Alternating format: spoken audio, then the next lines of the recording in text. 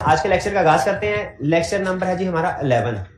आज के लेक्चर में हम क्या करेंगे, प्रैक्टिस क्वेश्चंस की डिस्कशन होगी। आपको होम असाइनमेंट के तौर पे क्वेश्चन दिए गए थे और फिर इसके बाद आज का कंसेप्ट स्टडी करेंगे, इनकॉर्पोरेशन या रजिस्ट्रेशन ऑफ ए कंपनी। यानी आज का लर्निंग ऑब्जेक्टिव पढ़ने समझने के बाद आप इस काबिल होंगे कि अगर खुद से भी कोई कंपनी रजिस्टर करवाना चाहे तो करवा सकते हैं, ठीक है। लेकिन चूंकि आपने पहले ये काम कभी नहीं किया हुआ, इसलिए बेहतर ये अगर कंपनी रजिस्टर करवाना चाहते भी है ना, तो किसी वकील को 3-4-5 हजार रुपया दे दें, वो आपको ये कंपनी रजिस्टर कर देगा। खुद इस चक्रों में ना पड़े, भाग दौड़ काफी है। लेकिन स्टेप्स आपको सारे पता चल जाएंगे कि कंपनी को रजिस्टर करवाने के लिए स्टेप्स कौन कौन से हैं। लेकिन उसकी तरफ जाने से पहले प्रीवियस लेक्चर में से कोई क्वेश्चन पूछना चाहते हो तो पूछ लीजिए। प्रीवियस हमारा टॉपिक कौन सा था जो हमने कवर किया? Association not for profit. शाबाश, एसोसिएशन नॉट फॉर प्रॉफिट था। एसोसिएशन नॉट फॉर प्रॉफिट में से कोई क्वेश्चन पूछना चाहते हो पूछ लीजिए।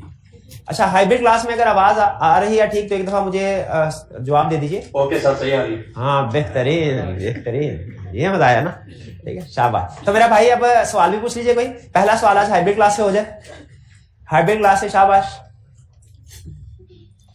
कोई क्वेश्चन?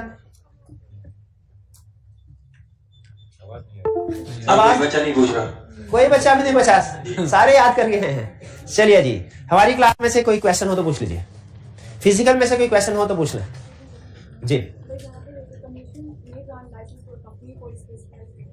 हाँ, यहाँ पे लिखा हुआ है कि एसोसिएशन नॉट फॉर प्रॉफिट का लाइसेंस होगा ना, वो एक स्पेसिफाइड पीरियड के लिए होगा। जैसे हो सकता है वो 2 साल के लिए, 1 साल के लिए या 5 साल के लिए हो। ये लाइसेंस फिर रिन्यू करवाना पड़ता है, ठीक है, लाइसेंस रिन्यू करवाना पड़ता है। लेकिन अगर लाइसेंस फर्ज कीजिए कमीशन ने 3 साल के लिए अप्रूव किया और 3 साल से पहले वो कोई रेवोकेशन वाली कंडीशन आ जाती है, क्या कमीशन उस लाइसेंस को जो 3 साल के लिए दिया है उसको 1 साल के बाद रिवोक कर सकता है कि नहीं? बिल्कुल कर सकता है। शाबाश, क्लियर हो गया जी क्वेश्चन, शाबाश। और क्वेश्चन? क्या एक दफा अगर लाइसेंस रिवोक हो जाए तो दोबारा क्या उसको लाइसेंस इशू हो सकता है? इसका जवाब है यस, हो सकता है, लेकिन बहुत मुश्किल है, क्योंकि जब लाइसेंस रिवोक होता है ना तो बाकायदा सारी इन्वेस्टिगेशन के बाद होता है, ठीक है। तो वही लोग जो है ना, जो फॉर एग्जांपल किसी गलत प्रैक्टिस में इन्वॉल्व थे जिनकी वजह से लाइसेंस रिवोक हुआ, अगर वही लोग दोबारा किसी और का लाइसेंस हासिल करना चाहे नए तो शायद कमीशन इसको अलाउ नहीं करेगा। हाँ, उनके अलावा कोई दूसरे पर्सन हुए वो सिमिलर अगर काम करना चाहे फिर अलाउ कर सकता है। जी बिल्कुल, पहले सस्पेंड होगा फिर रिवोक। आपको याद है पहले वो अपॉर्चुनिटी ऑफ हेयरिंग देता है, तो हेयरिंग पे वो सस्पेंड करता है हेयरिंग से पहले। जब हेयरिंग हो जाती है उसके बाद जब या तो वो सस्पेंशन को खत्म कर देगा अगर एसएससीपी को मुतमिन कर दिया गया, और अगर मुतमिन नहीं किया जाता तो एसएससीपी लाइसेंस को रिवोक कर देगा। और कोई क्वेश्चन? जी जी,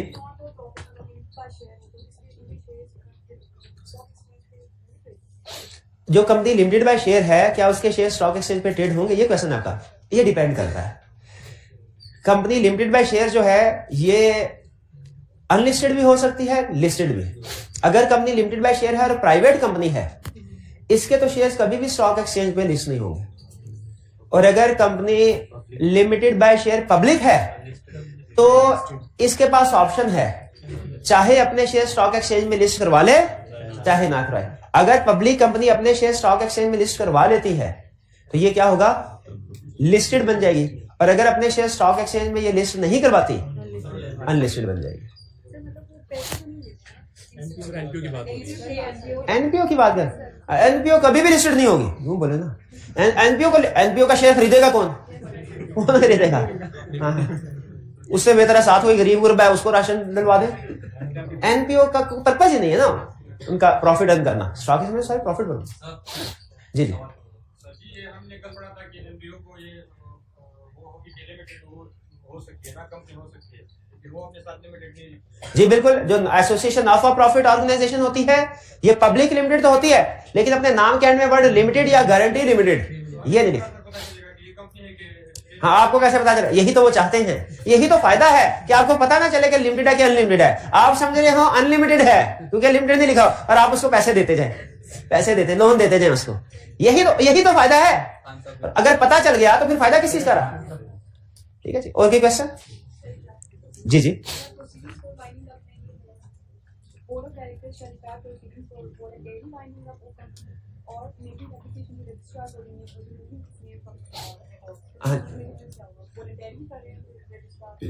नहीं आगे वो एंड है, एंड यानी बाद में। देखिए होगा क्या, जब कमीशन ने लाइसेंस रिवोक कर दिया ना, तो आपको पता है उसके बाद कंपनी के जो भी मैनेजमेंट या डायरेक्टर्स के लोग होते हैं, उन्होंने एसेट्स किसी ट्रांसफरी कंपनी को ट्रांसफर करने होते हैं। फिर उसके बाद उन्होंने खुद वॉलंटरी वाइंडिंग अप करनी है। जब ये खुद वॉलंटरी वाइंडिंग अप करते हैं तो रजिस्ट्रार को जाके कहते हैं कि सर जी हमारा नाम रिमूव कर दीजिए, ठीक है। क्योंकि अगर हम लास्ट चैप्टर हमारा वाइंडिंग अप, उसमें आप पढ़ेंगे different modes of winding up. उसमें एक होता है कि किसी कंपनी का डायरेक्टर अपनी मर्जी से भी वाइंडिंग अप कर सकते हैं, और एक वाइंडिंग अप बाय कोर्ट होता है कि कोर्ट खुद से भी अगर चाहे तो वाइंड अप करवा सकते हैं। तो कह रहे हैं वॉलंटरी वाइंडिंग अप इस केस में होगी। हाँ, अगर वॉलंटरी वाइंडिंग अप ये नहीं करते तो फिर कमीशन एडमिनिस्ट्रेटर अपॉइंट करवा देगा, वो कोर्ट के साथ मिलकर वाइंडिंग अप बाय कोर्ट करवा देगा। और भी क्वेश्चन? चलिए अब हम चलते हैं पास्ट पेपर्स के क्वेश्चंस की तरफ और आईकैप के क्वेश्चन की तरफ। क्वेश्चन 14 कह रहा है Al Falah associates is an association of person, it wants to register itself as a limited company but does not wish to include the word limited in its name. पूरे लॉ में एक ही कंसेप्ट है जिसमें वो कहते हैं कि लिमिटेड वर्ड नाम के साथ ऐड नहीं होगा, और वो कंसेप्ट कौन सा है? Association not. आपको इसी लाइन को पढ़ के पता चल जाना चाहिए कि वो एसोसिएशन नॉट फॉर प्रॉफिट की तरफ आपको लेके जा रहा है। फिर कह रहा है in view of the provisions of company act 2017 you are required to explain the conditions that need to be satisfied before the commission may issue it a license and allow it to dispense with word limited from its name। अच्छा, इसमें एक लफ्ज मुश्किल आ गया, dispense with। मुझे इसका मतलब नहीं आता है ना, बाकियों का तो मुझे मतलब आता है, ठीक। dispense with तो मुझे क्या, गूगल, शाबाश। तो जब कभी कोई ऐसा वर्ड है ना, फौरन गूगल करना, करें गूगल। dispense with का मतलब क्या है, फटाफट जल्दी से गूगल करें। allow it to dispense with, मेरा है dispense with का मतलब है कि इसे लादा हो जाए, ये नाम इसे लादा हो जाए। लेकिन चेक करें, चेक कि ये इस वजह से आपको एक्सरसाइज करवा रहा हूं क्योंकि रिसेंट पास्ट पेपर्स ये बता रहे हैं कि आईकैप जो प्रोफेशन में वोकैबुलरी यूज होती है उसको पेपर में इंक्लूड कर रहा है, चाहे लॉ में नहीं भी है। कोई वोकैबुलरी का वर्ड अगर लॉ में नहीं भी है लेकिन अगर प्रोफेशन में यूज हो रहा है ना, तो आईकैप उसको पेपर में टेस्ट कर, पहले नहीं करता था, अब रिसेंटली पिछले 2 टाइम से उसने शुरू किया है। तो बात ऐसा होता है क्वेश्चन में एक ऐसा लफ्ज आ जाएगा कि आप उसका, हालांकि क्वेश्चन से कोई रेलेवेंस नहीं होगी, लेकिन अगर वो लफ्ज आ जाए उसका मीनिंग ना तो माइंड उधर ही फोकस ट्रैप हो जाता है माइंड। इसीलिए एग्जाम्ड करना, शाबाश, शाफरी कर, बिल्कुल एग्जाम्ड कर दिया कि लिमिटेड का। तो इसमें पूछ क्या रहा है, इसमें सबसे अहम लफ्ज कौन सा है रिक्वायरमेंट में? इन व्यू बताइए सबसे अहम लफ्ज कौन सा है पूरी रिक्वायरमेंट में? You are required to explain the conditions. Condition सबसे अहम लफ्ज है, इसको अंडरलाइन करें, ठीक है। जो कुछ आपने 6 महीनों में पढ़ा उन सबसे ज्यादा अहम है वो 3 सफ़े बताया था ना, और इन 3 सफ़ों में सबसे ज्यादा अहम है वो 2-2 लाइन जो हर क्वेश्चन के एंड पे है, रिक्वायरमेंट। और इन रिक्वायरमेंट के अंदर भी कुछ अल्फाज ऐसे होते हैं जो पावर वर्ड्स होते हैं, शाबाश, पावर, जो आपको ये बताते हैं कि आपने लिखना क्या है। असल स्किल आपका ये सिलेबस याद कर लेना नहीं है, ये तो मैं कुछ भी ना पढ़ाऊं, आप खुद घर बैठ के भी आप कहेंगे सर ने पढ़ाते हैं, चलो हमने पढ़ना, खुद भी पढ़ लेंगे, ऐसे ही खुद भी पढ़ लेंगे। लेकिन ये स्किल्स डेवलप करना असल मकसद होता है कि एग्जाम में जो आपने पढ़ा है वो एग्जाम में काम भी है। तो उसके लिए आपको पावर वर्ड्स आइडेंटिफाई करने के, तो इसमें सबसे अहम लफ्ज कौन सा? कंडीशन। जैसे मैं बता, कंडीशन पूछ रहा है, रेवोकेशन की बात तो नहीं कर रहा, लाइसेंस के। तो बताइए क्या क्या कंडीशंस है? Purpose, no dividend, apply in objective, बिल्कुल ठीक, पहुंच गए। 14 में कोई प्रॉब्लम?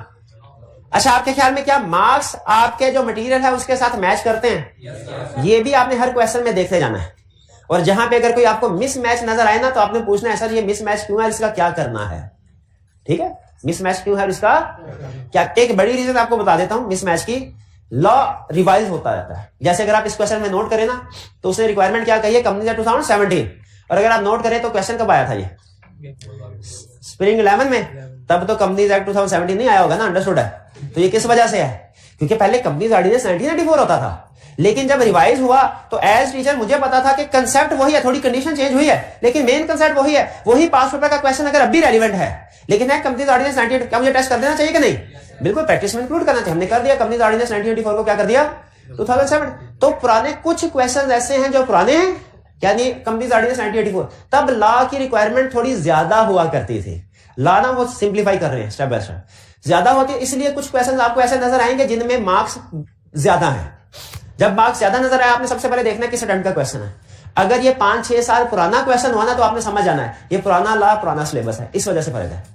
और अगर लेटेस्ट क्वेश्चन हुआ फिर आपने जरूर मुझसे पूछना है कि सर इसका क्या करें। चलिए 15 licence of cancer research associates issued under section 42 of the companies act 2007 section 42 मशहूर एसोसिएशन नॉट फॉर, यही भी अगर 42 का तो बड़ी बात थी, लेकिन उसे कैंसर रिसर्च एसोसिएट से भी हमें पता चल रहा है कि कोई रिसर्च वर्क है, कोई प्रमोट कर रहे हैं सोशल ऑब्जेक्टिव।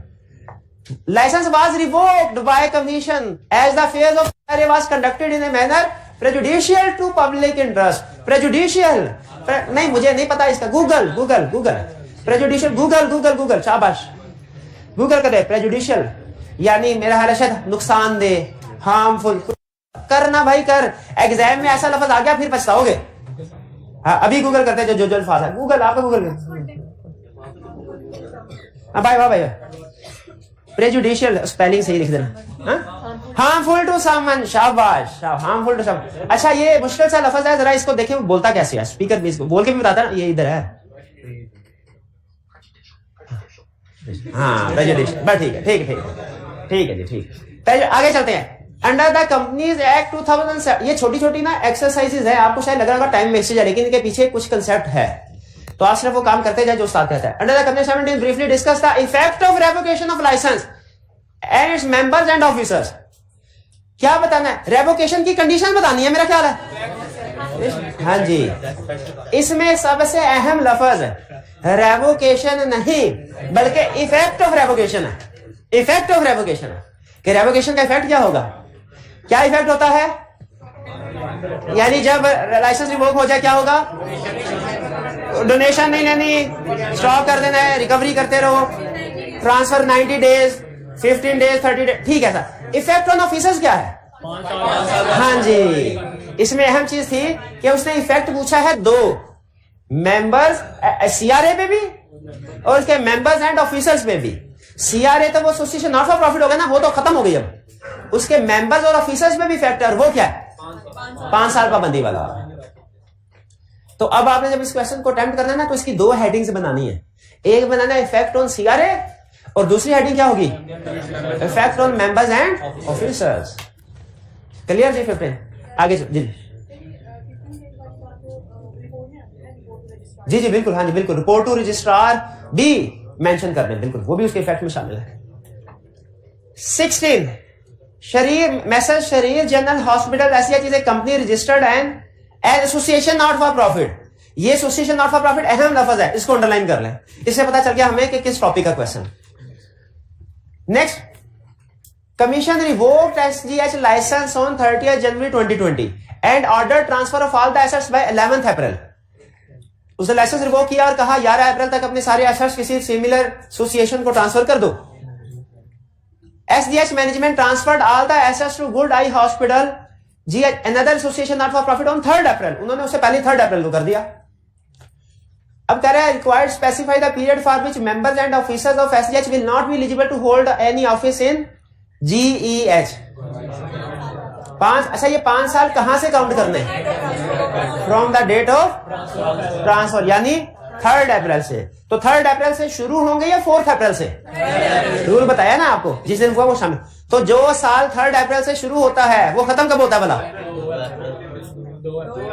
जो साल 3 अप्रैल से शुरू होगा वो खत्म कब होगा? 2 अप्रैल। शाबाश। तो ये 2 अप्रैल 2025 तक करने हैं, वो पोजीशन होल्ड नहीं कर सकती। क्लियर? चलिए जी, ये क्वेश्चन थे हमारे। अब हम चलते हैं नेक्स्ट कंसेप्ट। नेक्स्ट कंसेप्ट है हमारा प्रोसीजरल लर्निंग ऑब्जेक्टिव है, और ये इजी है। इजी इस वजह से है कि इसमें स्टेप बाय स्टेप डिस्कशन होगी। स्टेप नंबर 1 ये करो, स्टेप नंबर 2 ये करो, स्टेप नंबर 3 ये करो। आपने खुद फील किया होगा कि एक था हमारा कंडीशंस जो हमने एसोसिएशन नॉट फॉर प्रॉफिट में स्टडी की थी, एक कंडीशन थी, और एक था हमारा प्रोसीजर कि जब लाइसेंस रिवोक हो जाए तो क्या करना है। आपके लिए ज्यादा आसान कौन सा साबित हुआ? बताइए। प्रोसीजर ना, क्योंकि उसमें स्टेप बाय स्टेप डिस्कशन होती है। सिर्फ उसमें डेज बाजू बात कंफ्यूज करते हैं, किसमें 30 है, किसमें 15 है, किसमें 60, किसमें 90। वरना जो प्रोसीजर वाले कंसेप्ट होते हैं वो इजी होते हैं, क्योंकि लॉजिकल सीक्वेंस में चल रहा था ना, पहले ये करना फिर ये। उसी तरह जो हम इनकॉर्पोरेशन का प्रोसेस पढ़ने जा रहे हैं कि एक कंपनी की इनकॉर्पोरेशन कैसे होगी, रजिस्ट्रेशन कैसे होगी, ये भी स्टेप बाय स्टेप है। ठीक है, क्योंकि स्टेप बाय स्टेप है इसलिए ये स्टूडेंट्स के लिए नॉर्मली इजी होता है। हाँ, सिर्फ इसमें अगर किसी जगह डेज हैं, तो डेज का आपने ध्यान रखना है। और अनफॉर्चुनेटली डेज वाला कंसेप्ट मेरे लिहाज से मेरे ख्याल में टेस्ट नहीं करना चाहिए, क्योंकि ये कोई कंसेप्ट नहीं है, सिर्फ मेमोरी टेस्ट है। लेकिन आईकैप अपने क्वेश्चन में इनको टेस्ट कर रहा है, इसीलिए जहां कहीं डेज आए ना किसी भी कंसेप्ट में, आपने उनको जरूर याद करना। अभी तक किसी कंसेप्ट में डेज आए हमारे कंपनी ला में? किस कंसेप्ट में? 90 डेज किस कंसेप्ट में? हाँ, ऐसा ट्रांसफर करने के लिए सुशील नाफा प्रॉफिट को 90 डेज का टाइम दिया था।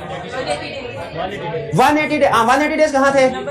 नंबर ऑफ मेंबर्स कम हो जाए तो 190 डेज तक पूरे करने हैं, वरना इसके बाद लायबिलिटी। शाबाश। और सोचिए और डेज कहां आए थे? और था 1 ईयर कहा? हाँ, लिमिटेड। शाबाश शाबाश, कंपनी लिमिटेड बाय गारंटी। भाई को हमारा प्राइस रह गया नीचे, चले रहने दे, वो भी किसी हाँ जी मैसेज है। तो अगर 1 year company limited by guarantee है, उसमें कोई मेंबर छोड़ के जाता है तो छोड़ के जाने के बाद भी वो 1 साल तक लायबल रहेगा, लेकिन उन डेट्स का जो पहले थे। अच्छा, और कौन सा टाइम पीरियड? 15 डेज में ऐसे ट्रांसफर करने के बाद रजिस्ट्रार को रिपोर्ट देनी है, वो 15 डेज था। शाबाश। और 30 डेज वाला कौन सा था? रिपोर्ट के बाद हाँ, बाइंडिंग का, वॉलंटरी बाइंडिंग का बोले ना, वॉलंटरी बाइंडिंग का 30 डेज। और 21 डेज स्पेशल रेजोल्यूशन 21 डेज। और 5 ईयर कौन सा था? वो डिस्क्वालिफिकेशन के ऑफिसर और मेंबर ट्रांसफरी कंपनी में कोई पोजीशन होल्ड नहीं कर सकते। ये डेज जो 180 डेज हो गया वो मिनिमम नंबर वाला ना, हाँ वो भी डिस्कस हो गया। शाबाश। तो ये डेज आपने खास तौर पे याद करने और रिवाइज करते जाने हैं। जहां जहां पे कोई डेज आएंगे बहाने से मैं कोशिश करूंगा कि प्रीवियस कंसेप्ट भी रिवाइज करवा दूं आपका, तो आपने भी याद करके आना। कह रहे रजिस्ट्रेशन ऑफ ए कंपनी की रजिस्ट्रेशन कैसे होगी? रजिस्ट्रेशन को ही इनकॉर्पोरेशन भी कहते हैं। यानी आप कोई फर्ज कीजिए सोल प्रोप्राइटरशिप का बिजनेस कर रहे हैं, पार्टनरशिप का बिजनेस कर रहे हैं, आप चाहते हैं उसको कंपनी में कन्वर्ट कर लें, तो कंपनी के तौर पे रजिस्ट्रेशन करवानी पड़ेगी ना। अच्छा, किसके पास करवानी पड़ेगी? रजिस्ट्रार के पास। उसका प्रोसीजर हम अभी स्टडी करने जा रहे हैं। सबसे पहले तो ये कहता है भाई ये देख लो कि किस किस बिजनेस ने रजिस्ट्रेशन लाजमी करवानी है और किसके लिए लाजमी नहीं है। यानी ये वो केसेस है जिनमें लाजमी आपने अपने बिजनेस की रजिस्ट्रेशन करवानी है एज कंपनी। इनके अलावा अगर कोई सिचुएशन है तो चाहे करवाएं चाहे ना कर, शुक्रिया, चाहे करवाएं और चाहे ना करवाएं। तो क्या कह रहा है? कह रहा है ऐसी हर वो पार्टनरशिप या association of person, association of person क्या है? लोग इकट्ठे हो जाएं। कोई भी पार्टनरशिप या एसोसिएशन ऑफ पर्सन जो बनाई गई है गेन के लिए, प्रॉफिट के लिए, ये गेन से उसने एसोसिएशन नॉट फॉर प्रॉफिट को एक्सक्लूड कर दिया। गेन के लिए, लोगों के, पार्टनर्स के गेन के लिए, पर्सन्स के गेन के लिए, और जिसमें पर्सन्स की तादाद 20 से ज्यादा हो जाए, तो फिर ऐसी पार्टनरशिप, ऐसी एसोसिएशन ऑफ पर्सन के लिए लाजमी है अपने आप को कंपनी के तौर पर रजिस्टर करवाए। यानी इन शॉर्ट पता क्या कर रहा है? अगर पार्टनरशिप में पार्टनर्स की तादाद 20 से ज्यादा हो जाए तो कंपनी के तौर पर रजिस्टर करवाओ। नहीं, बेसिक कंसेप्ट ये है, कंपनी के तौर पे रजिस्टर करवाओ। लेकिन याद रखें इसकी एक्सेप्शन है। यानी कुछ केसेस में एक्सेप्शन का मतलब क्या है? हाँ, लॉ में अक्सर एक्सेप्शन यूज होता है। एक्सेप्शन का मतलब है वो सिचुएशन जिनमें ये रूल अप्लाई नहीं हो। हमारा बेसिक रूल क्या है? पार्टनर्स की तादाद 20 से ज्यादा कंपनी बनानी है। अच्छा, लेकिन इसका यह मतलब नहीं है कि 20 से कम है तो कंपनी बना ही नहीं सकते। तो 20 से कम पे आपकी मर्जी है, 20 से ज्यादा पे रिक्वायर्ड है, 20 से ज्यादा रिक्वायर्ड। तो कह रहे और अगर कोई पार्टनरशिप या बिजनेस जिसमें मेंबर्स की तादाद 20 से ज्यादा है वो कंपनी के तौर पर रजिस्ट्रेशन नहीं करता, तो उसमें सारे मेंबर पर्सनली लायबल होंगे, प्लस उनको पेनल्टी भी पे करना पड़ेगी लेवल 1 की। लेवल 1। अच्छा, अब ये पेनल्टी की कहानी सुन लें। पहले हुआ ये करता था कि हर प्रोविजन की वायलेशन की अलग अलग अमाउंट बताई जाती थी। इसकी वायलेशन करेंगे 5,000 जुर्माना, इसकी वायलेशन करेंगे 50,000, इसकी 2 लाख। अब कंपनीज एक्ट में जितनी भी पेनल्टीज हैं उनको 3 लेवल में क्लासिफाई कर दिया गया है। Level 1, level 2, level 3। लेवल 1 छोटी पेनल्टी, लेवल 2 उससे बड़ी पेनल्टी, लेवल 3 उससे बड़ी पेनल्टी। तो अब स्टैंडर्डाइज कर दिया गया। वरना पहले हमें ना ये भी याद करना पड़ता था इस प्रोविजन की 50,000 पेनल्टी है, इसकी 2 लाख पेनल्टी है। और अक्सर ऐसे होता था मेन कंसेप्ट आसानी से याद हो जाता था, ये जो अमाउंट है ना ये मिक्स हो जाती थी कि किसकी 5 लाख है, किसकी 50 लाख है। तो यहां पे अब उसने आसान कर दिया। अब उसने 3 तरह की सिर्फ पेनल्टीज आएंगी, लेवल 1, लेवल 2, लेवल 3। उन्होंने कहा अगर आपने ये पाबंदी नहीं की तो क्या होगा?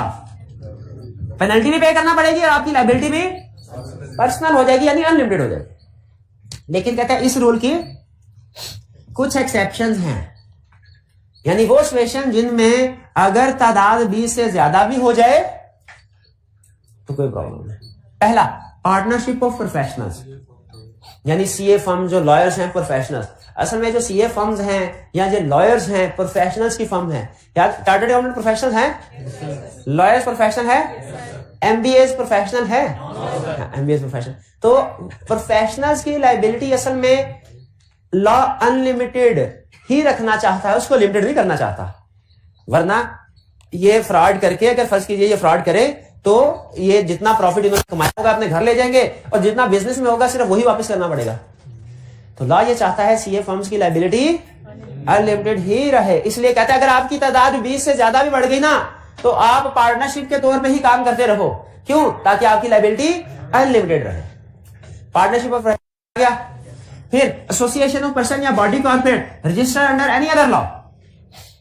हो सकता है ना कि कुछ ऑर्गेनाइजेशन ऐसी हो जो बॉडी कॉर्पोरेट तो है, पढ़ा था बॉडी, लेकिन वो पाकिस्तान में किसी दूसरे लॉ में रजिस्टर्ड है। खुद सोचिए अगर वो दूसरे लॉ में रजिस्टर्ड है, उनके ऊपर कंपनी लॉ अप्लाई होगा कि अपना रेलिवेंट लॉ? अपना रेलिवेंट लॉ। तो ये रिक्वायरमेंट चूंकि कंपनी लॉ की है, इसलिए ये requirement in association of person या बॉडी कॉर्पोरेट में भी नहीं होगी, बॉडी जो किसी और लॉ में। क्यों? इसकी रीजन क्या है? क्योंकि इनके ऊपर अपना वो वाला लॉ एप्लीकेबल होगा जिसमें वो रजिस्टर्ड होगा। तीसरा, जॉइंट फैमिली। अच्छा, ये जो जॉइंट फैमिली और पार्टनरशिप में जॉइंट फैमिली दोनों कंसेप्ट जो हैं ये हिंदू कल्चर में ज्यादा चलते हैं। ठीक है, हाँ, हिंदू अनडिवाइडेड फैमिली, ये पढ़ा हुआ कंसेप्ट। तो उनमें एक कल्चर है कि वो मिल के काम करते हैं। जैसे आपने देखा होगा बाजू का वो इंडियन जो ड्रामे वगैरह होते हैं स्टार प्लस के, वो उनमें कोई बड़े सारी फैमिली होती है, उनके आगे बच्चे, उसके आगे बच्चे, वो एक ही टेबल पे खाना खा रहे होते हैं। और मैं कह रहा था बिजनेस में, पापा बिजनेस में छोटा सा नुकसान हो गया 250 करोड़ का। पापा कहता है कोई बात नहीं, मेरे कमरे से 500 करोड़ उठा लो। तो वो मिलकर, ये है जॉइंट फैमिली।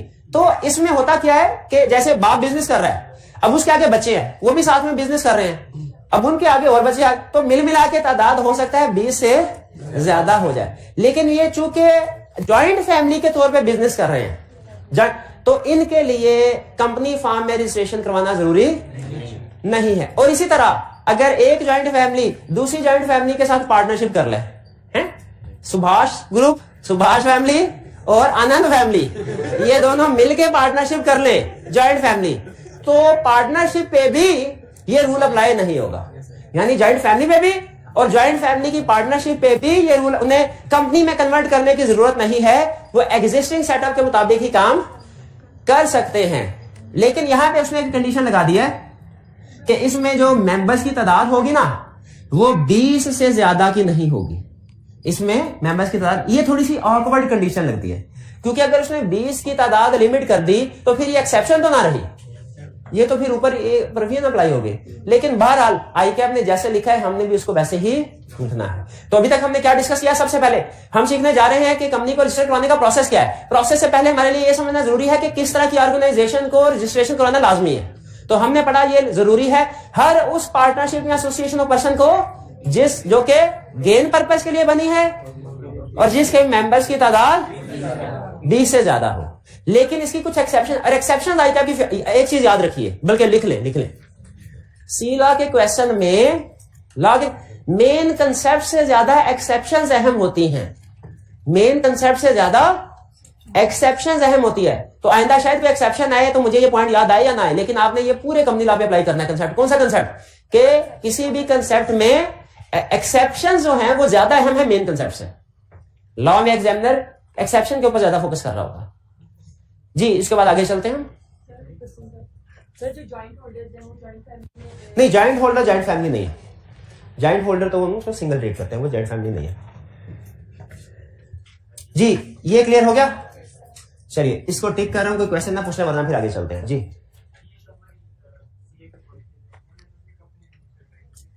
अच्छा, ये जो उनका कहना है कि सर ये जो सीए के कॉलेज या कुछ कॉलेज है प्राइवेट, इन्होंने भी कंपनी रजिस्टर करवाई होती है।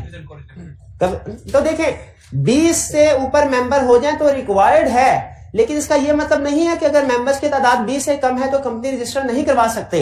इवन अगर 3 लोग मिलकर बिजनेस कर रहे हैं ना, वो भी कंपनी रजिस्टर करवा सकते हैं। एक भी करवा सकता है भैया, single member company, single member company. चलिए नेक्स्ट कंसेप्ट चलते हैं। अब जी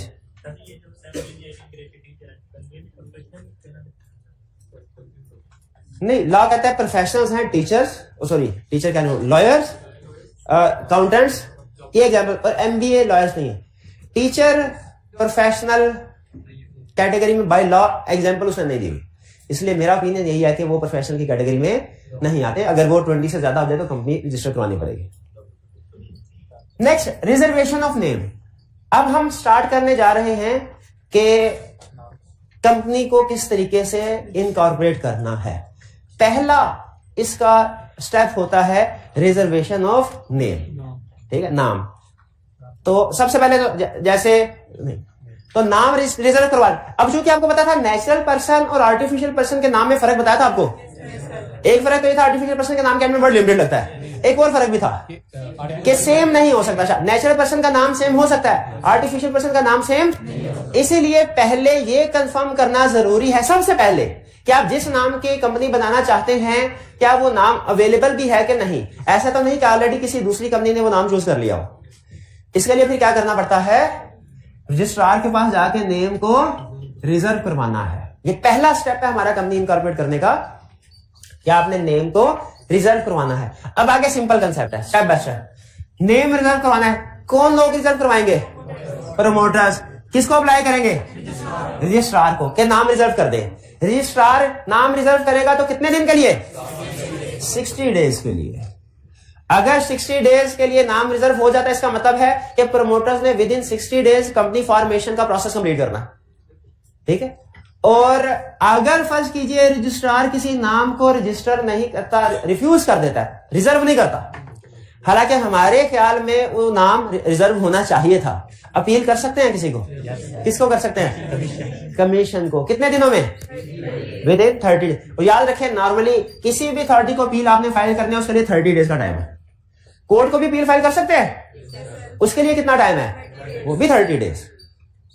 तो यहां पे 30, अगर रजिस्ट्रार रिफ्यूज कर दे कि मैंने नाम रिजर्व नहीं करा तो किसके पास जाना है, और अगर कमीशन भी रिफ्यूज कर दे, कमीशन का डिसीजन कंपनी के केस में फाइनल है। कुछ मैटर्स ऐसे होते हैं जिनके बाद, जैसे कंपनी क्रिएट होनी चाहिए कि नहीं, इसका नाम एप्रोप्रिएट है कि नहीं, इसमें कहता है कमीशन के हमारा डिसीजन फाइनल होगा। ये एससीसीपी है, इलेक्शन कमीशन नहीं है, इसमें इसका डिसीजन फाइनल होगा। फिर कह रहा है name reserved shall be cancelled if incorrect information. अगर नाम रिजर्व करवाते हुए गलत इंफॉर्मेशन दे दी जाए, रजिस्ट्रार ने गलती से नाम रिजर्व कर दिया, गलत इंफॉर्मेशन प्रमोटर्स ने जमा करवाई, ऐसा हो सकता है ना कि वो डॉक्यूमेंट्स वगैरह। वैसे तो रजिस्ट्रार के पास जब डॉक्यूमेंट्स आते हैं ना, तो रजिस्ट्रार उन डॉक्यूमेंट्स को पढ़ता है, देखता है कि वो डॉक्यूमेंट्स पूरे हैं, सही है कि नहीं। लेकिन इंसान है, कभी कभार उससे भी गलती हो सकती है। अगर कोई डॉक्यूमेंट्स में डिफेक्ट था और वो उस टाइम नहीं पकड़ सका, नेम रजिस्टर कर दिया, रिजर्व कर दिया, बाद में डिफेक्ट पता चला, अब बताइए कसूर किसका है? ना ना ना ना ना, कसूर रजिस्ट्रार का नहीं है, कसूर प्रमोटर्स का है, कसूर मेंबर्स का है। ये असूल जहन में रखिएगा, ठीक है। क्या रजिस्ट्रार उनका नाम अगर कैंसिल करना चाहे जो रिजर्व किया हुआ है, कर सकता है? यस, कर सकता है। यही उसने कहा, name reserved shall be cancelled if incorrect information is supplied. ये बात समझ आ गई। इस स्टेप में तो हमारा हो गया नाम रिजर्व। तो मुझे बताइए, आप कंपनी बनाना चाहते हैं, सबसे पहले क्या करना है? रजिस्ट्रार के पास जाएंगे, उसको एप्लीकेशन देंगे, एप्लीकेशन के अंदर सारी इंफॉर्मेशन लिखनी है। रजिस्ट्रार का दिल किया तो वो रिजर्व कर देगा, दिल ना किया तो नहीं करेगा। अगर रिजर्व कर दिया तो कितने दिनों के लिए? 60 दिन के अंदर अंदर आपने बाकी का प्रोसेस कंप्लीट करना है। और अगर रिजर्व नहीं किया, आपने कमीशन के पास जाना, कितने दिन में? With in 30। और कमीशन भी कहता है नहीं करना, तो फिर फारेगा, फिर अब नाम ही चेंज करना पड़ेगा, ठीक है। चलिए आगे चले।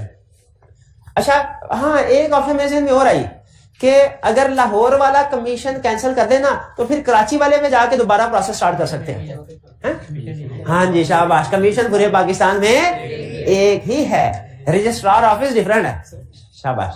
चलिए आगे चलते हैं। फिर है कंडीशंस फॉर रजिस्ट्रेशन। अब यहां भी हम अज्यूम कर रहे हैं गुड क्या अज्यूम कर रहे हैं कि नेम रिजर्व हो गया।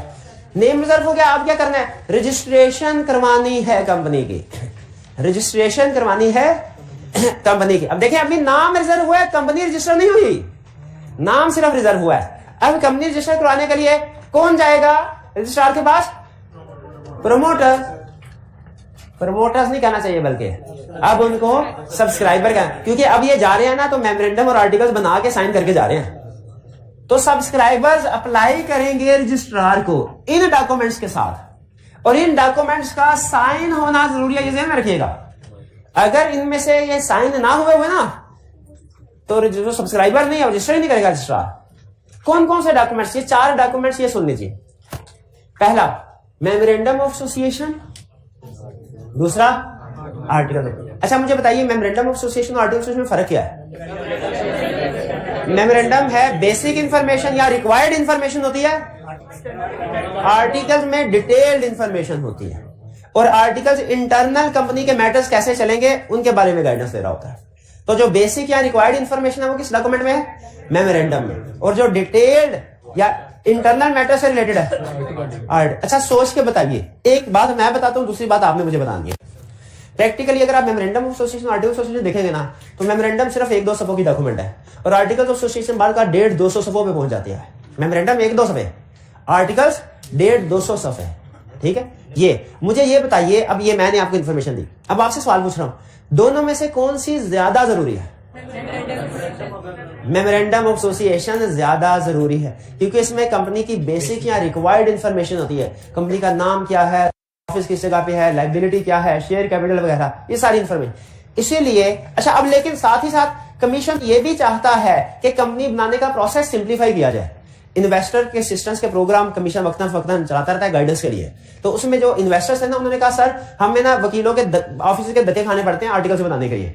मेमोरेंडम तो हम बना लेते हैं, एक सफे की डॉक्यूमेंट्स है बेसिक, आर्टिकल्स बनाने के लिए वकीलों के ऑफिस के धक्के खाने पड़ते हैं। तो कमीशन ने क्या किया, उसने कहा ठीक है हम आपकी सहूलत कर देते हैं, अगर आप चाहें तो अपना आर्टिकल खुद से बना के सबमिट करवा दें, और अगर खुद से नहीं बनाना चाहते हमने एक मॉडल आर्टिकल अपनी वेबसाइट पे बना के अपलोड कर दिया हुआ है, आप उसको डाउनलोड करें, फिल करके वही सबमिट करवा दें।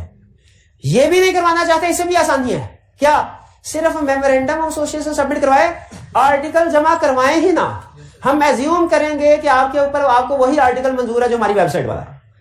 ये लीगल पॉइंट समझ आया कि कंपनी मेमोरेंडम रजिस्टर करवाना रिक्वायर्ड है, लेकिन आर्टिकल रजिस्टर करवाना जो कंपनी लिमिटेड बाय शेयर है उसके लिए required, company limited by share के लिए रिक्वायर्ड, किसके लिए, कंपनी लिमिटेड बाय शेयर के लिए। क्या सबमिट करवाना रिक्वायर्ड नहीं, आर्टिकल ऑफ एसोसिएशन सबमिट करवाना रिक्वायर्ड नहीं, ठीक है। और अगर वो सबमिट नहीं करवाती तो क्या इसका ये मतलब उसका कोई आर्टिकल ही नहीं है, कौन से वाला, वेबसाइट वाला, शाबाश, ठीक है जी। ये बात समझ आ गई, नॉट रिक्वायर्ड फॉर कंपनी। अच्छा बता सकते हैं पाकिस्तान में सबसे ज्यादा कंपनीज कौन सी है, लिमिटेड बाय शेयर के, limited by guarantee, unlimited, limited by share, इसलिए मैंने लिमिटेड बाय शेयर की सहूलत के लिए कमीशन ने ये पॉइंट रखा हुआ है, ठीक। तो ये पॉइंट जब याद करें ना तो आपने शुक्र अदा करना है कि कमीशन ने आसानी की, ठीक। आगे डिक्लेरेशन ऑफ कंप्लायंस, ये साथ में बयान हल्फी भी जमा करवाना होता है, डिक्लेरेशन कहते हैं बयान हल्फी, सुना होगा बयान हल्फी, हाँ जी, अच्छा तो जो सब्सक्राइबर्स हैं वो मेमोरेंडम और आर्टिकल के साथ एक बयान हल्फी भी जमा करवाएंगे, जिसमें वो ये लिखते हैं कि कंपनीज की रजिस्ट्रेशन के लिए जितनी भी रिक्वायरमेंट्स थी हमने पूरी कर दी। फिर लिखते हैं आइंदा जो भी वक्तन फवक्तन रिक्वायरमेंट्स अगर चेंज होती है हम उनकी भी पाबंदी करेंगे। और फिर लिखते हैं अगर हमारे ऊपर वाले बयान में किसी किस्म की गलती पाई जाए तो रजिस्ट्रार या कमीशन हमारे खिलाफ एक्शन ले सकता है, हम जिम्मेदार होंगे, ठीक है। ये साइन करके डिक्लेरेशन ऑफ कंप्लायंस भी, ठीक। और फिर एक चीज और, address for correspondence, address for, अच्छा आपको मैंने बताया कि मेमोरेंडम के अंदर एक क्लास होती है रजिस्टर्ड ऑफिस क्लास, एक इंटरेस्टिंग फैक्ट आपको बताने लगा। उसमें क्या होता है, ऑफिस की जगह पे है कंपनी का, लेकिन उसमें सिर्फ प्रोविंस का नाम होता है, कंप्लीट एड्रेस नहीं होता।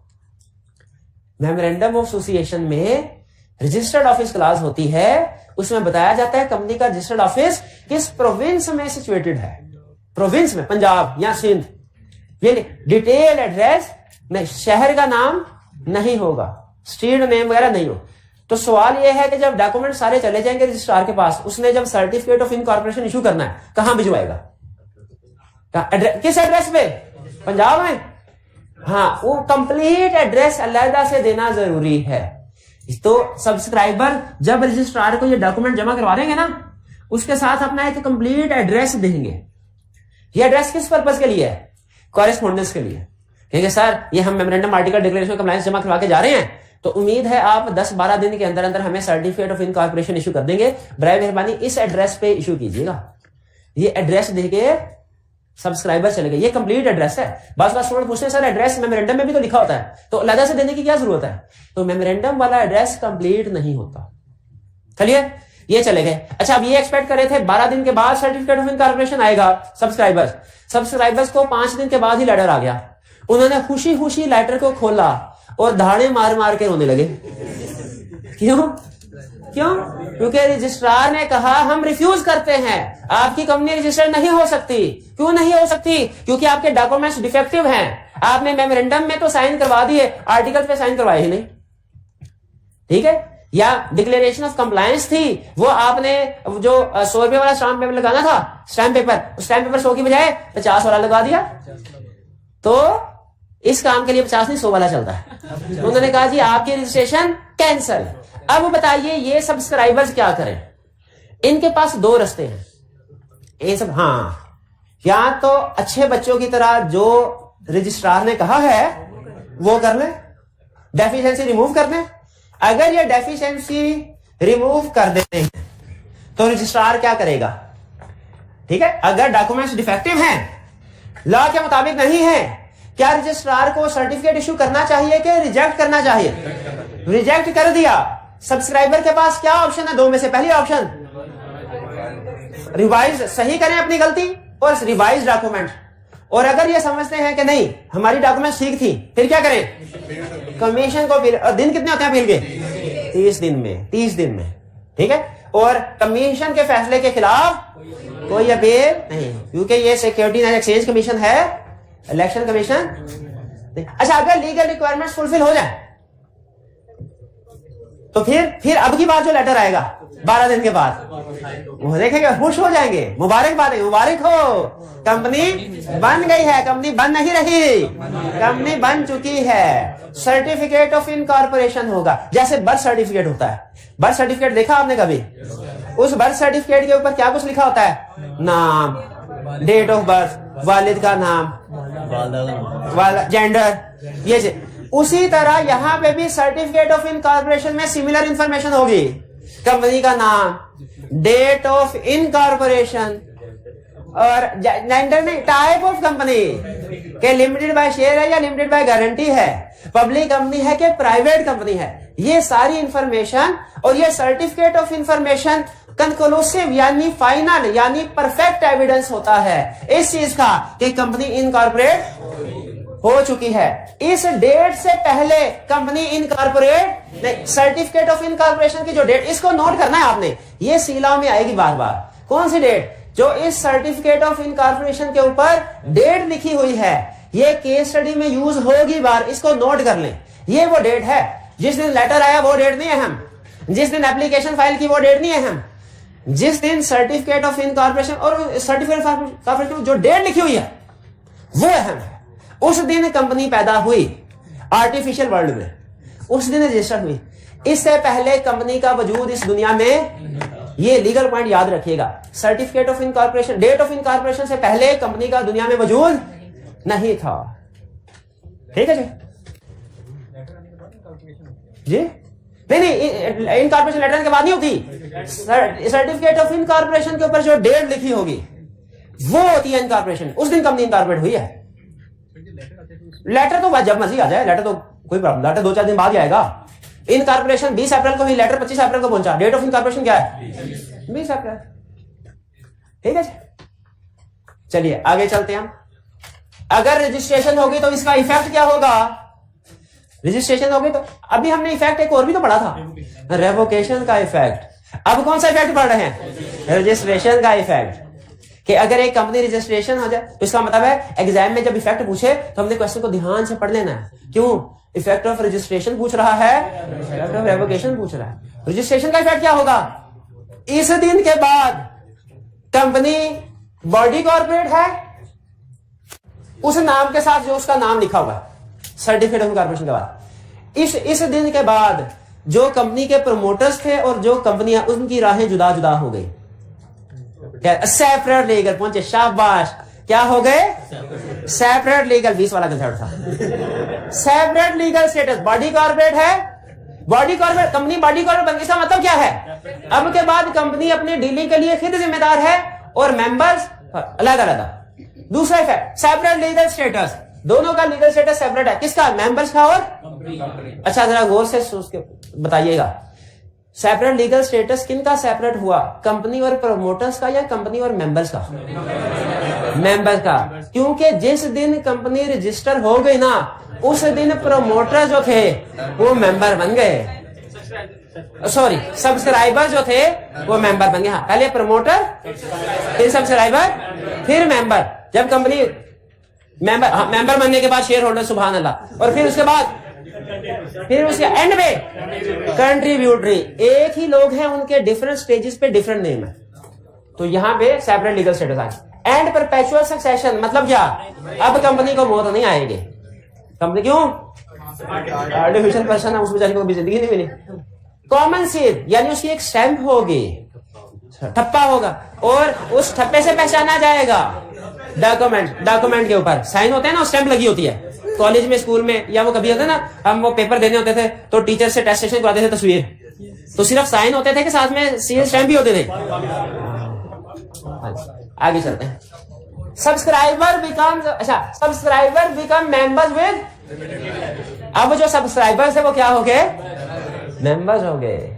और फिर इसके बाद में इनिशियल शेयर होल्डर भी यही बनते हैं, यानी इनिशियल बाद में शेयर होल्डर भी, भाई की बात, वो मेंबर बन गए ना। मेंबर बनने के फौरी, आपको याद है मारिया वाली केस स्टडी जिसमें उसने कहा था कि उसने साइन तो कर दिया है, कंपनी में शेयर नहीं मिले, तो अभी मेंबर, लेकिन बाद यहाँ इस स्टेज में मेंबर हो गए, और बाद में जब इनको शेयर इशू हो जाएंगे, शेयर होल्डर भी बन जाएंगे ये, ठीक है। फिर person named in articles become, articles के अंदर लिखा जाता है कि कंपनी के इंटरनल मामला को कौन चलाएंगे, कौन लोग, वो नाम लिखे जाते हैं।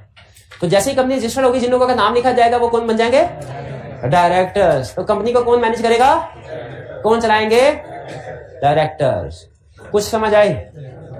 चलिए, अच्छा इसमें केस स्टडी के पॉइंट ऑफ व्यू से अगर आप कहें तो दो चीजें और बता दो, कि अभी लेक्चर खत्म कर दें, दो चीजें बता दूं, सुन लें। पहली चीज, क्या आपको promoters, subscriber, member, share holder, contributory, इनमें फर्क पता चल गया?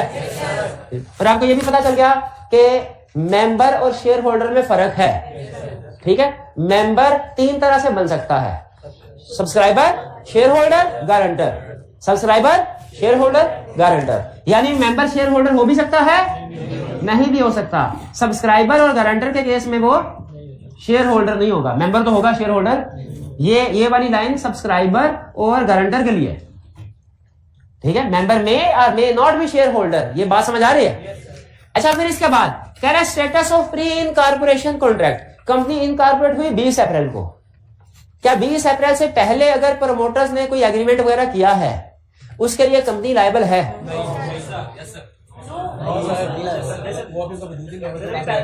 मुझे लगता है जो सेकंड वर्ल्ड वॉर थी ना, वो उसके जिम्मेदार आप थे, है ना, जितना खिलाफ करते हैं ना, थे ना? नहीं, साबित करें क्यों नहीं थे? कहीं मैं असर उस वक्त पैदा ही नहीं हुआ था, ये है, समझ आई है? तो जिस वक्त कंपनी पैदा ही नहीं हुई थी, पैदाइश से पहले के एक्ट के लिए वो जिम्मेदार हो सकती है? नहीं हो सकती, नहीं हो सकती। प्रमोटर्स पर्सनली होंगे, यही कंसेप्ट समझा रहा है। कह रहे कंपनी अगर 20 अप्रैल को इनकॉर्पोरेट हुई ना, तो 20 अप्रैल से पहले जो भी लेना देना एग्रीमेंट वगैरह हुए होंगे, उनके लिए प्रमोटर खुद लायबल है, कंपनी लायबल नहीं। क्यों? कंपनी के, तो जब कोई बंदा एग्जिस्ट ही नहीं कर रहा था जिस टाइम पीरियड में, उस टाइम पीरियड में वो कोई एग्रीमेंट कर सकता है? नहीं कर सकता। लेकिन इसमें एक ट्विस्ट है, आप चूंकि बैग पैक कर रहे हैं, सब ट्विस्ट नहीं बताऊंगा मैं, क्वेश्चन है तो बताएं। नहीं क्वेश्चन नहीं, इन्होंने पूछा सर वो सर्टिफिकेट ऑफ मैनेजमेंट बिजनेस भी तो एक होता था, वो बाद की चीज है, वो इसके साथ नहीं मिलता, वो इसके साथ नहीं मिलता। वो बाद की बताया था ना, एक है बर्थ सर्टिफिकेट, एक है आईडी कार्ड। आपका आईडी कार्ड बर्थ सर्टिफिकेट साथ थोड़ी मिलेगा, बाद में मिलेगा, तो वो बाद में मिलेगा। कंपनी अगर पहले कोई एक्सपेंसेस इनकर हुए हैं जो भी पेएबल है, यही तो पॉइंट समझाना था और आप बैक करना शुरू हो गए। अगर फर्ज कीजिए कि प्रमोटर्स, अब समझा देता हूं, प्रमोटर्स ने 20 तारीख से पहले किसी वकील से कहा सर हम कंपनी बनाना चाहते हैं, आप मेमोरेंडम और आर्टिकल्स बना दें और हमारी हेल्प करें। प्रमोटर्स ने, लॉयर ने कहा अच्छा 20,000 रुपया लूंगा। प्रमोटर ने कहा ठीक है। अब लॉयर ने सारी डॉक्यूमेंट्स वाला प्रोसेस करवाई, कंपनी रजिस्टर करवा दी। कंपनी रजिस्टर हुई 20 को, ये लोग गए थे 10 अप्रैल को। अब बताइए क्या कंपनी इस 20,000 को पे करने की पाबंद है? इसका जवाब है, वन वर्ड आंसर है नहीं। रीजन क्या है? क्योंकि वो उसकी एग्जिस्टेंस से पहले का कॉन्ट्रैक्ट है। कोई भी कंपनी अपनी एग्जिस्टेंस से पहले के, जब वो एग्जिस्ट नहीं करती थी, उन कॉन्ट्रैक्ट के लिए लायबल भी नहीं हो सकती। लेकिन अगर प्रमोटर्स चाहते हैं कि ये बिल कंपनी ही अदा करे, तो वो एक काम कर सकते हैं। क्या भला? कंपनी के आर्टिकल्स में एक लाइन लिखवा दे कि pre incorporation contract expenses company पे करेगी। सोचिए जरा, अगर आर्टिकल्स में ये बात लिख दी गई और ये आर्टिकल रजिस्टर हो गए, तो कंपनी ने अपनी जिंदगी किसके मुताबिक गुजारनी है? तो क्या अब ये प्री इनकॉर्पोरेशन कॉन्ट्रैक्ट वो पे करेगी कि नहीं करेगी? करेगी, क्योंकि उसके आर्टिकल्स का हिस्सा बन गया। वरना अगर आर्टिकल साइलेंट है तो याद रखें, प्री इनकॉर्पोरेशन कॉन्ट्रैक्ट की जिम्मेदारी कंपनी पे नहीं है। किस पे है?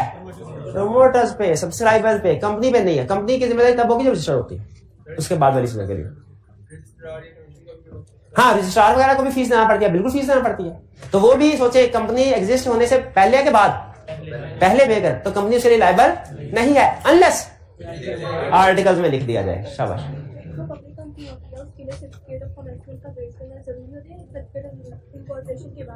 अच्छा, इनका क्वेश्चन ये है, क्या certificate of commencement of business her company के लिए हासिल करना जरूरी है या कुछ कंपनीज के लिए जरूरी है, कुछ के लिए नहीं? तो इसका जवाब है कुछ के लिए जरूरी है, कुछ के लिए नहीं। अच्छा, अब फर्दर डिस्कशन कि किन कंपनीज के लिए जरूरी है, क्यों जरूरी है, अगर वो सर्टिफिकेट ऑफ कमेंसमेंट बिजनेस हासिल नहीं करती तो क्या होगा, ये सारी डिस्कशन हमने आगे पढ़नी है। पब्लिक कंपनी ने पढ़ा हुआ कहीं? पब्लिक, मैंने सर्टिफिकेट कमेंसमेंट बिजनेस है ना, अभी ये बाद में पढ़ेंगे। बात आपकी ठीक है, लेकिन अभी चूंकि मैंने समझाई नहीं क्लास में, तो इसलिए मैं उसको डिस्कस नहीं कर। बताइए क्या रजिस्ट्रेशन का प्रोसेस क्लियर हो गया? क्विक रिवीजन करना 1 मिनट में, ना 1 मिनट में, जिसने जाना चाहे, मुझे कोई प्रॉब्लम नहीं है, जिसे जाना चाहेगा। सबसे पहले रजिस्ट्रेशन में सबसे पहले क्या सीखा? किन लोगों के लिए रजिस्ट्रेशन करना रिक्वायर्ड है? पार्टनरशिप गेन के लिए बनी हो और तादाद 20 से ज्यादा हो। अच्छा, एक्सेप्शंस क्या है, किन के लिए जरूरी नहीं है? प्रोफेशनल्स के लिए जरूरी नहीं है, और joint family, partnership of joint family, और body registered under any law. अच्छा, प्रोसेस क्या है? सबसे पहला स्टेप क्या करना है कंपनी बनाने के लिए? नेम रिजर्व करवाना है। कौन करेगा? अप्लाई करेंगे प्रमोटर। रिजर्व करने की अथॉरिटी कौन है? कितने दिन के लिए रिजर्व कर? अगर रिजर्व ना करे तो कमीशन का डिसीजन रिजर्व कर दिया। अब डॉक्यूमेंट जमा करवाने कौन कौन से? 4, memorandum, article, declaration of compliance और एड्रेस लिखवा के घर आ गए। इसके बाद अगर रजिस्ट्रार अलाउ कर दे तो वह सर्टिफिकेट ऑफ इनकॉर्पोरेशन सेट करेगा। अगर रजिस्ट्रार रिफ्यूज कर दे तो दो ऑप्शन है इनके पास। पहली ऑप्शन रिवाइज करके रिवाइज सबमिट कर, दूसरी ऑप्शन कमीशन को अपील करने। अच्छा, अगर रिवाइज करके सबमिट करवा दी और रजिस्ट्रार ने रजिस्टर कर दी, इसका इफेक्ट क्या होगा? वो कंपनी रजिस्टर होगी, यानी बॉडी कॉर्पोरेट बन गई, सेपरेट लीगल स्टेटस हो गया मेंबर का, सब्सक्राइबर मेंबर बन गए, और बाद में यही शेयर होल्डर भी बन जाएंगे, और जिनका नाम लिखा हुआ था आर्टिकल्स में वो। और अहम चीज, प्री इनकॉर्पोरेशन कॉन्ट्रैक्ट्स के लिए क्या कंपनी रिस्पॉन्सिबल है? नहीं है, लेकिन अगर आर्टिकल में लिखा है तो है। शाबाश, ये था हमारा आज का लेक्चर। असाइनमेंट जरूर कीजिएगा, असाइनमेंट शेयर कर दी गई आपको। अल्लाह हाफिज।